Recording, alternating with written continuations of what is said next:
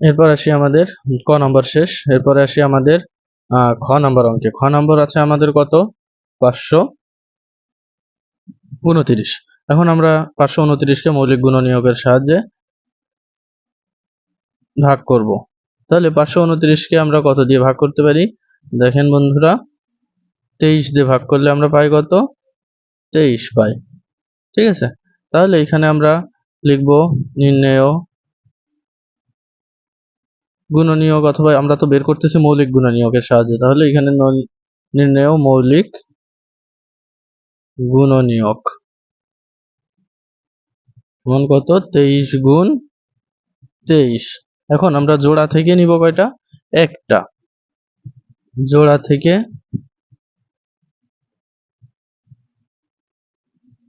নিব একটি। তাহলে আমাদের কত আসে? 23। তাহলে এইটা আমরা বর্গমূলের সাহায্যে একটু বের করার চেষ্টা করি, দেখি কত হয়। নির্ণেয় বর্গমূল সমান √529। এটাকে রুট ওভার করলে, বর্গমূল করলে কত আসে? 23 আসে। আমরা একটু ক্যালকুলেটরে একটু যদি দেখানোর চেষ্টা করি, যে 529 রুট ওভার 529, এই যে আমাদের কত আসছে? 23 √529। ওই যে ছোট করে আছে, দেখা যাচ্ছে কিনা আমি বুঝতেছি না এখান থেকে। ওই যে 23 আসছে। তো এরপরে আসেন আমরা পরেরটায় চলে যাই। পরেরটা আছে কত? 1529। এগুলা একই সেম অঙ্ক। তো 1529 আছে, আমরা এটাকেও সরি 1521 আছে, 1521। তাহলে এটাকে আমরা ভাগের সাহায্যে, মৌলিক গুণনীয়কের সাহায্যে বর্গমূল নির্ণয় করব। এখন দেখেন 1529কে আমরা কত দিয়ে ভাগ করতে পারি? 3 দিয়ে। 3 দিয়ে ভাগ করলে কত আসে? 1521 ভাগ 3 আসে হলো 507। 507কে আবার আমরা দেখি কত দিয়ে ভাগ করা যায়। 3 দিয়ে 169 আসে। 3 দিয়ে আবার যদি ভাগ করি 169। তাহলে 69 আমরা কি দেখছিলাম? প্রথম ক নাম্বার অঙ্কে দেখছিলাম 169কে কত দিয়ে ভাগ করা যায়? 13 দিয়ে। তাহলে এখানে আবার আমরা লিখব নির্ণেয় মৌলিক গুণনীয়ক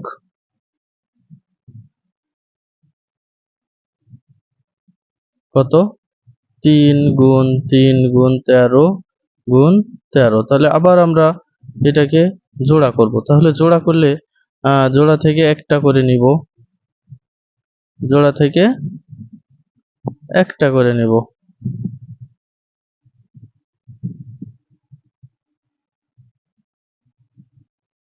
তাহলে দেখেন কত আসে? 3 গুণ 13। তাহলে কত? 3 13 39 আসে, তাই তো? এখন আমরা বর্গমূলের সাহায্যে নির্ণয় করে দেখি। নির্ণয় বর্গমূল কত? 1521। 1521কে বর্গমূল করলে 39 আসবে। আমরা একটু দেখার চেষ্টা করি। 1521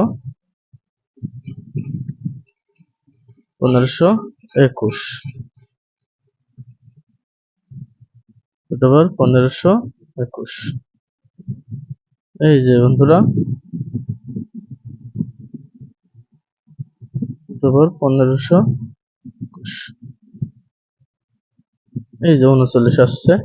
দেখা যাচ্ছে কিনা আমি যদি একটু কাছে ধরি তাহলে হয়তো দেখা যেতে পারে, হালকা করে বোঝা যাচ্ছে, একটু প্রবলেম আছে এখানে। আচ্ছা, যাই হোক, এরপরে আমরা আসি ঘ নম্বরে। ঘ নম্বরটাতে আছে কত আমাদের? 11,025, তাই তো? এটাকেও আমরা গুণনীয়কের সাহায্যে, মৌলিক গুণনীয়কের সাহায্যে মৌলিক গুণনীয়কগুলা ভাগ করব, মৌলিক গুণনীয়কগুলা বের করব। আচ্ছা, দেখি এটাকে ভাগ করলে আমাদের কত আসবে?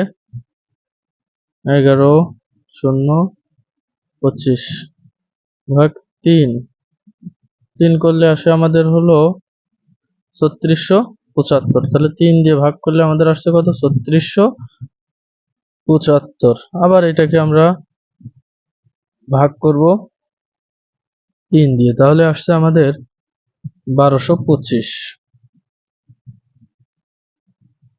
1225 কে এখন আমরা আবার ভাগ করতে পারি 5 দিয়ে। তাহলে 5 দিয়ে ভাগ করলে আসে 245। 245 কে আবার আমরা ভাগ করব 5 দিয়ে, তাহলে কত আসে? 49। এই যে 49। এখন 49 কে আমরা ভাগ করতে পারি কত দিয়ে? 7। 7 দিয়ে ভাগ করলে কত আসে? 7। ঠিক আছে না? এরপরে দেখেন আমাদের আসছে কত তাহলে? 2টা 3 আর 2টা 7 এবং 2টা 5। তাহলে নির্ণেয় মৌলিক গুণনীয়ক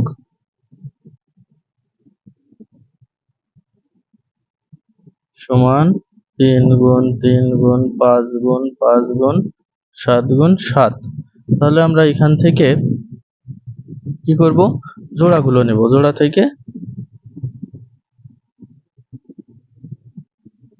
থেকে একটি।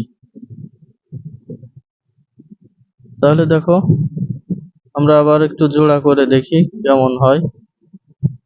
এটা তো জোড়া আসলে বোঝা যাচ্ছে। 7 গুণ 7।